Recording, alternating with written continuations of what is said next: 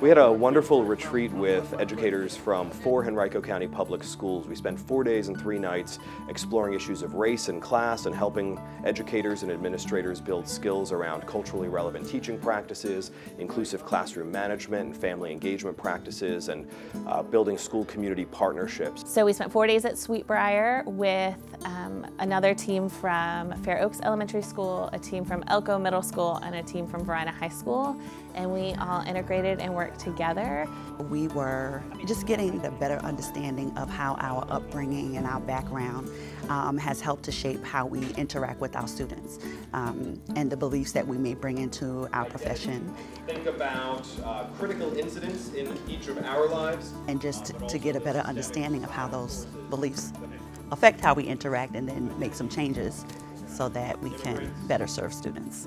I really felt like it gave me new perspective on my students and made me realize how much more I actually have in common with them, just because we see outward appearances so much and we make assumptions, which is daily life everywhere.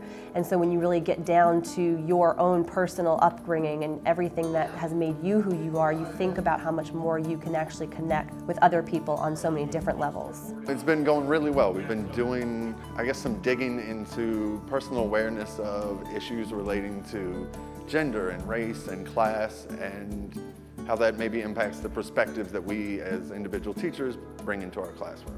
I have a hard time sometimes relating because I didn't come from the same background. So I think that I've learned a lot about how to connect. We have been diving into issues and topics that we generally don't get to speak about. I ask you to think about different experiences that you've had in your life. So, the first time you became aware of your identity. One of the things we find is that people universalize their own experiences. So if I had a great experience in high school, I might assume that everyone should have a great experience in high school. And so the first 2 days of the 4-day retreat really were about people's own self-awareness, thinking about the messages they received about themselves as learners, thinking about the ways in which their parent or guardian may or may not have been involved in their schooling, and how those experiences create then the expectations that they consciously or unconsciously impose on the students they now serve. Parents were able to allow me to go to college tours, a choice. 17 when I joined the military.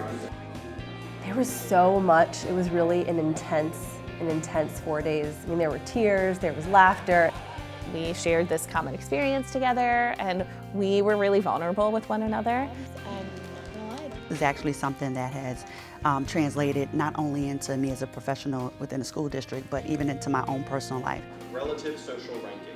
Let's break down what some of the categories are. At the end of the 4 days, we really thought about what needed to change in our own school and our own community to better our kids and to better our relationships. And so we decided to focus on our teacher-to-teacher relationships. It has been much more energetic this year. I feel like I can even interact with peers better than I had before because we shared this common experience together. In our first week back, we shared some of the activities that we did, intentionally planning to let our students into our lives and to know us better. We were able to follow up with the schools throughout the year and help them to implement their action plans and also provide full faculty professional development. So the schools really have been able to look and feel different as a result of the training and leadership that the educators were provided and are now being able to implement.